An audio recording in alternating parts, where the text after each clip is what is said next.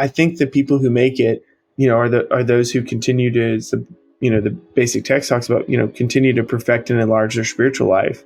People who continue to ask tough questions of like, who am I really? And is this how I want to be? And how do I want to show up to the world? And welcome to Positive Recovery MD. If you're listening, chances are you want to create happiness around you and thrive in your life. We're glad you're here and you've come to the right place. This podcast will inspire and motivate you to not merely survive your recovery journey. We'll give you the tools to build or strengthen your foundation to thrive and flourish in your life. In each episode, we will come together as a community to have authentic conversations around addiction, recovery, and what matters, growth and progress, not perfection, all while developing positive habits for you to utilize.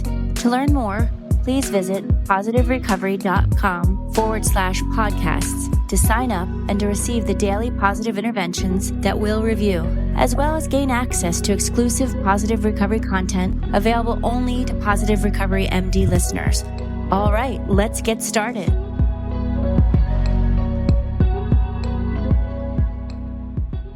Hello, and welcome to Positive Recovery MD. If you're new here, I'm your host, Dr. Jason Powers, with co-host George Joseph, and in each episode, we cover a variety of topics in the recovery space, including positive psychology, best practices for a successful recovery journey, and resilience. And today, we have a special guest that both George and I have known for a while. George has known him more longer than I, but Robert Hilliker, who has an amazing resume. I'm just gonna read a couple things. His career has been marked by meaningful recognitions. He earned a Menninger Clinical Pillar Award for Integrity for his work in the Professionals in Crisis program, which I'm an alumni of, proud to say. An honor meant to recognize those who best exemplify Menninger's core values: excellence, teamwork, hope, integrity, and caring. The Houston Business Journal named Robert a 40 under 40 class of 2018 honoree, and in 2019, University of Houston's Graduate College of Social Work honored him as a 50 for 50 alumni for embodying the college's social justice vision. In addition to direct clinical work, Robert focuses heavily on educating both emerging and established clinicians. Currently, he teaches second and third year psychiatry residents at the University of Texas McGovern Medical School.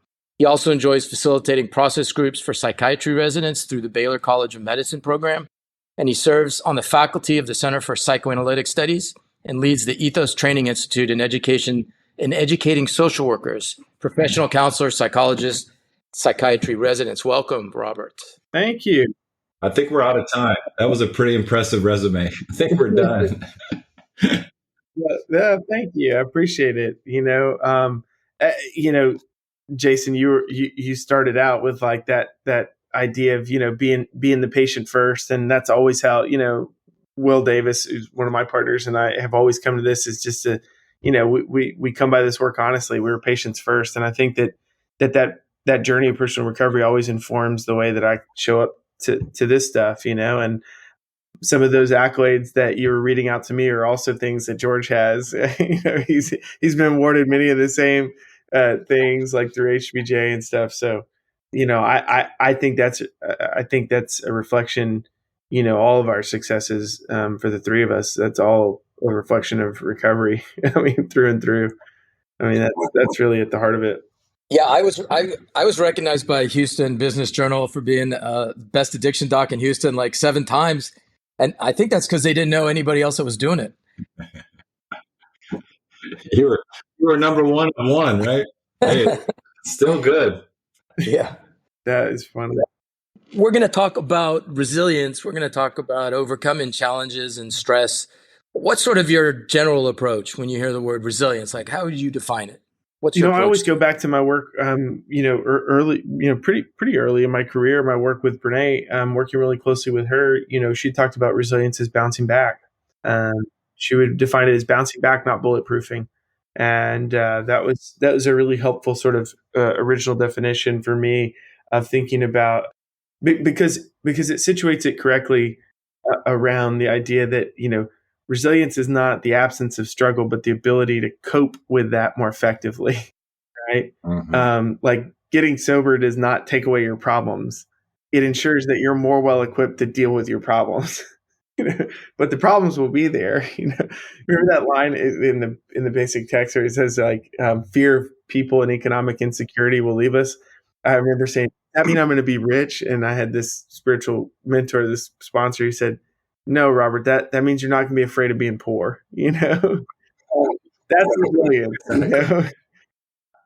So, and then I would say second to that, is I always, when I hear the word resilience, I think about all of that research. And I talk about this stuff a lot with adverse childhood experiences, ACEs. But you guys are familiar with the ACEs research, like all these different things that happen to children and that throw off their developmental trajectory, right? And abuse, neglect, exploitation, or divorce, early death of a parent, incarceration of a parent, these types of things that throw off our developmental trajectory. There's like 14 of them. And I've always said, like if I took the ACEs test, it's like I'm 14 for 14. I got all these things that like threw off the developmental trajectory of my life. But then on the other side of that, they have a resiliency test, and the resiliency factors are like, you had someone that you knew loved you. And, you have all these different like developmental factors for resiliency. And I bat 1,000 on that one too. So I had all the risk factors for the onset of illness, but I had all those factors for resiliency too, that were grounded in like a good, loving relationship. And that's really, so when I think about resilience, those are some of the things I think about, like that resilience is in many ways has to be thought of relationally. Can't be thought of as just a factor of the individual. I think it's often assessed that way, but I would say you're as resilient as you are supported in community. Wow, that's pretty profound. Very good. I love that. So does that mean that you don't show resilience unless it's in the social setting? No. I think so. I think the same way about hope, that hope is a relational construct. It's something that is held inside of me, but the way that it gets there is in and through the relationship to the other. So I hope because we hope is the way Kathy Weingarten put it. I'm resilient because we're resilient, right? So right. So part of my ability to part of those factors for resiliency, not all of them, but the internalization of my own resiliency is because of all the people like you guys who have reflected back to me who I am, who've reminded me when I forget, no, this is who you are. This is what you can do. And this is how you can show up. And then over time, we're able to hold on to that and internalize it. I think that's how the program works with the first word, the first step, the we.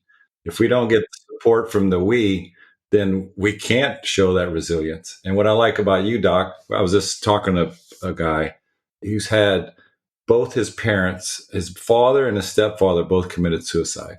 And he was talking about his percentage of him having suicide. There's like studies for if you have one parent suicide, but for two parents, there's really no studies because it's so unique. But I talked to him about what you talk about is post-traumatic growth and how he's worked to overcome that based on his work and obviously support from others and the people around him that helped to bring him out of that and to give him that resilience. And now he's a longevity expert and doing really well in his life. That's cool. And, I just now what clicks into place is how so many people get into recovery with trust issues. Mm-hmm. And because these are relational constructs, which I love. Yeah. And I want to talk more about, but the inability to trust, okay, it's grounded in past history, but that takes time. The sooner that somebody can trust, I think the faster you expedite hope and resilience. Yeah. Sort of like, that's why that underlies so much of the discussions that come about. It's not like I'm a trust expert or anything like that, but I guess I'm just making a connection out loud is all I'm doing. I think it affects our relapse rate. The guys why they keep relapsing goes back to the trust. And then what tools did they get for their resiliency? Mm-hmm. Who was around? Who were the factors that you were talking about, Robert? Yeah, Jason, I think you're spot on about it. And again, that's pretty foundational. Without trust, there is no other relational work because, trust is in direct relationship to vulnerability. So if there's not trust to support more vulnerability, then the relationship can't get deeper and I'm not going to grow as a function of it. So there's all this, the relational work of resiliency is really predicated on some basic safety and trust. And you're right. You know this. We have a vastly disproportionate representation in substance use work of people with trauma compared to the general population, and so there's been big breaches of trust, and that was such a when I think about Will and I talk about this a lot, like what was so foundational to our recovery. Like we were talking about it yesterday. We were talking about people that relapse, and oh no, it was this morning. It was early this morning. I was talking to him and talking to Will.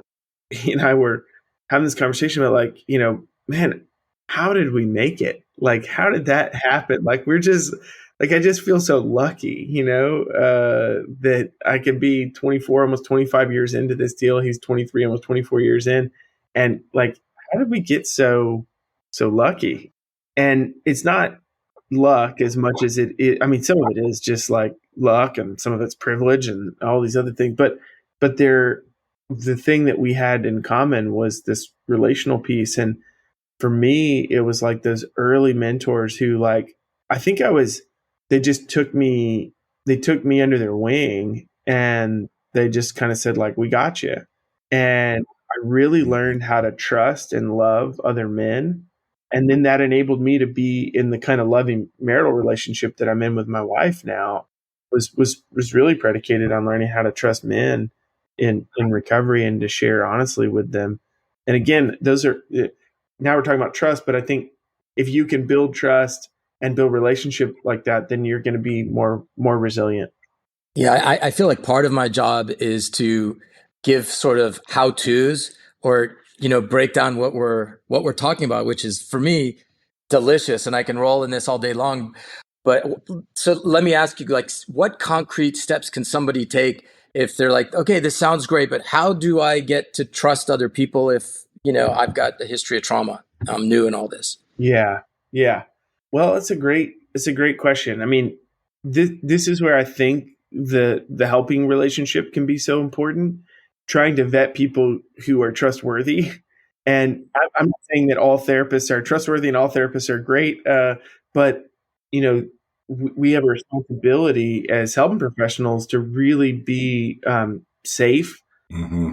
and people that have had issues with trust can come to us and invest in those relationships. And we can model that. We can model what I believe is Winnicott called the corrective emotional experience, right? That we can show them, hey, this is what a good relationship can feel like. I was just talking with somebody about why, that the studies about why physicians are more inclined to be sued than therapists is because they fail to apologize, and they fail to appreciate that the apology is the corrective experience the patient needs. That they don't need you to be perfect.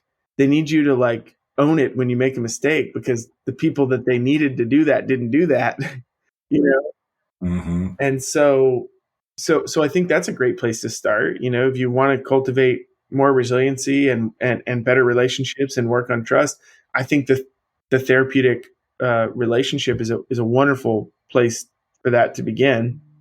I also think that recovery communities, faith communities, I think these days there's a lot of people who have fitness communities that have deep and connections as a function of those. That came about with CrossFit and a number of other kind of group training type activities where people are doing something like investing in themselves and then taking risks to grow. And, so I think it can come from a lot of places. I don't think it's any one thing, but I do think on some level you have to risk revealing yourself to someone. And again, I come back to Brené's words. I think she just said it really well. She's great at the soundbite pieces.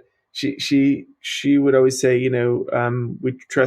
we share our story with people who've earned the right to hear it. So you demonstrate to me over a period of time that you can be an aware and empowered witness to my story, that you can, hold that with grace and reverence and care. And when you do that, I'm willing to invest more in those relationships. And if you're not getting that in relationship, then that isn't the right relationship for you. If you're not getting that from your relationship, you should consider getting some new relationships. Mm-hmm. The best resource somebody has when they're recovering from bypass operation or a knee operation or recovery is other people. Just other people. The best resource for happiness. I was thinking of something else too that just came to me when you're saying that.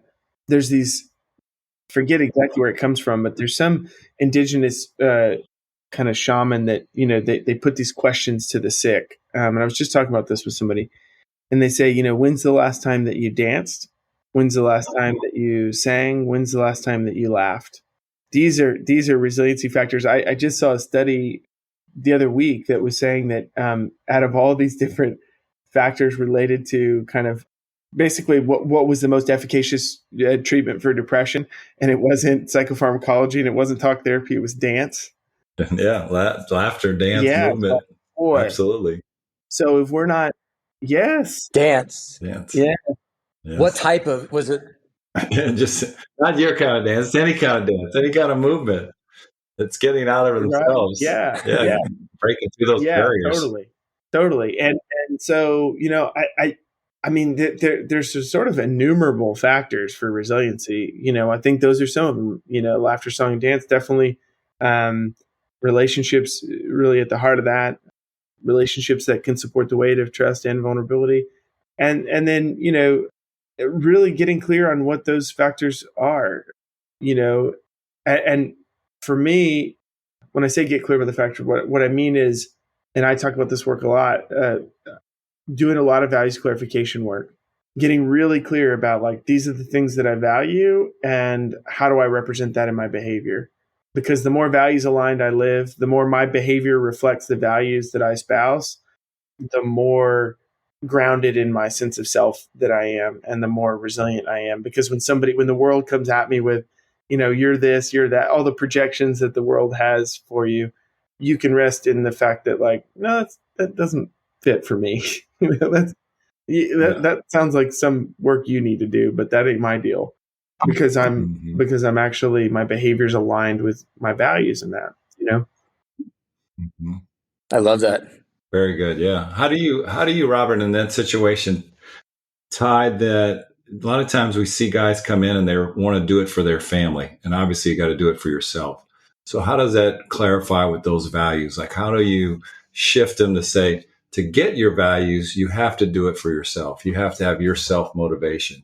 It's interesting. I mean, I want to say this is an interesting one. I would push on this a little bit and say, I don't know that I get what you're saying. And I agree to some extent that eventually they have to find that place that it's motivated from the self. But like, I'm an example of somebody who came in kicking and screaming. I was dragged into treatment as a kid. And I remember, like, some people know this story about me. Like, when I got dragged into treatment, and I'm signing the consent to treatment forms. I signed it FU. I didn't put my name. That's how I signed all my consent to treatments. FU. And that's how I didn't want to be sober. It wasn't even something I wanted for myself. Right. So I don't know if that's a requisite part of it. I think eventually it had to be. What helped you to shift? So two things. I always say, like, my master plan was to like rebuild the trust of my parents and then screw them over, in some way and take a bunch of money from them or something like that. Not that they had any money. And I just didn't bargain on how long it would take to rebuild trust. And in the process, I changed. In the process of waiting for them to trust me, I changed. And I started to see that the people I was in treatment with, like, I really liked them. Mm-hmm. I had 4 days sober and I went to Ikipa, the International Convention of Young People. Oh, wow. And there were like 6,000 people. In 1999, it was hosted in Houston. And it just happened to be that I sobered up. I had 4 days at Ikipa. And, I had a blast. And I was like sort of in spite of myself, I was like, I went there going like, these people are stupid. I hate this. And I had so much. Yeah. So, and that changed some things for me in terms of, realizing that sobriety wasn't going to be the death of fun and all that stuff. And that there were some really cool people that sort of had what I wanted and, all that. And it just shifted. It did its work on me. And then, And then I wanted it for myself, So, and the values clarification work, I think, came later for me, especially as I started to focus on these larger existential questions, like, what's the meaning of all this? What's the purpose? What am I here for? And I do think that that's something we probably don't talk about enough in recovery, to be honest. It is these larger, we get so focused on sort of the brass tacks of like, don't pick up, don't drink, don't use, stay plugged in, go to meetings, meeting makers make it, all those things that you hear. And it's like, I'm not convinced of that. I'm not convinced that that's this, I think the people who make it, are those who continue to, the basic text talks about, continue to perfect and enlarge their spiritual life. People who continue to ask tough questions of like, who am I really? And is this how I want to be? And how do I want to show up to the world? And these kind of things. So I think the more we grow into that, the more resilient we become, to bring it back to that part of it as well. I didn't know what my values were. You know how they got them out of me? They said, we want you to write a list of all the things you don't like in other people. Oh, that's easy. I went to town and they said, all right, flip every one of them. And every one of them that you flipped is your values. Nice.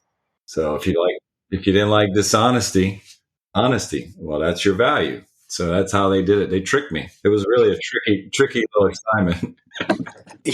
No, there's a similar shortcut to see what your spouse's love language or what your love language is. It's what you complain about most that your spouse isn't doing. Right. So it's the same. It's kind of the same thing. It's like, that's flip it. That's really funny. That's a good exercise. I like it. Great. Simple, and it works so well. Yeah.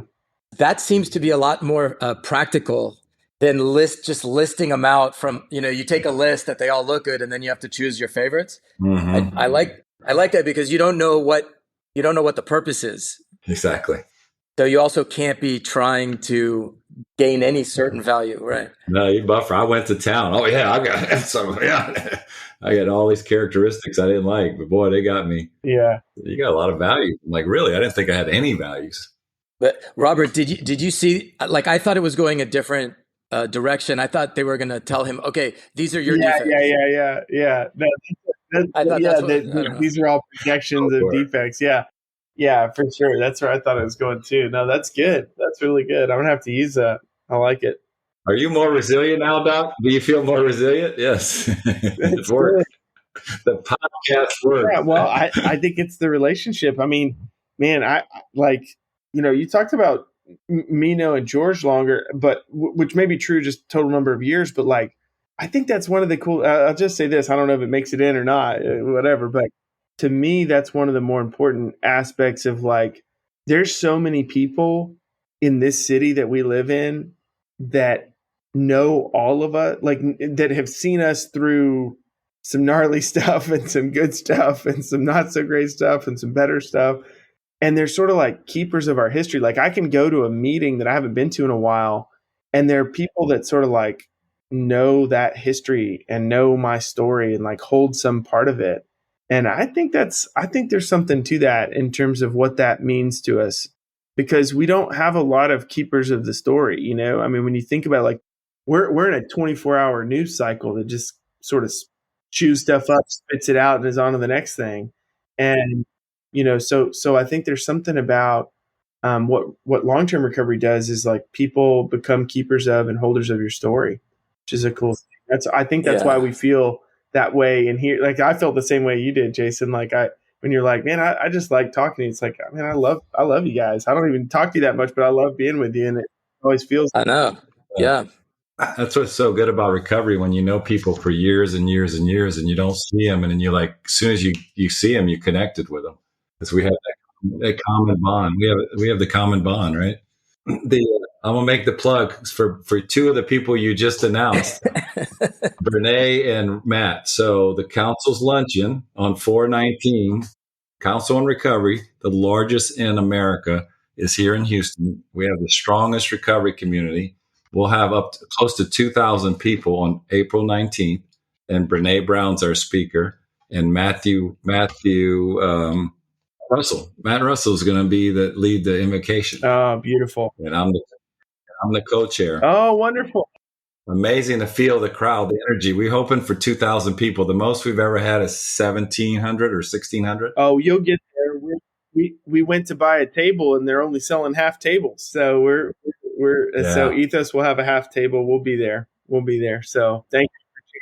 Good. Well, I'm glad you're coming because we're over our goal already. We've already raised past our goal and it's not even April.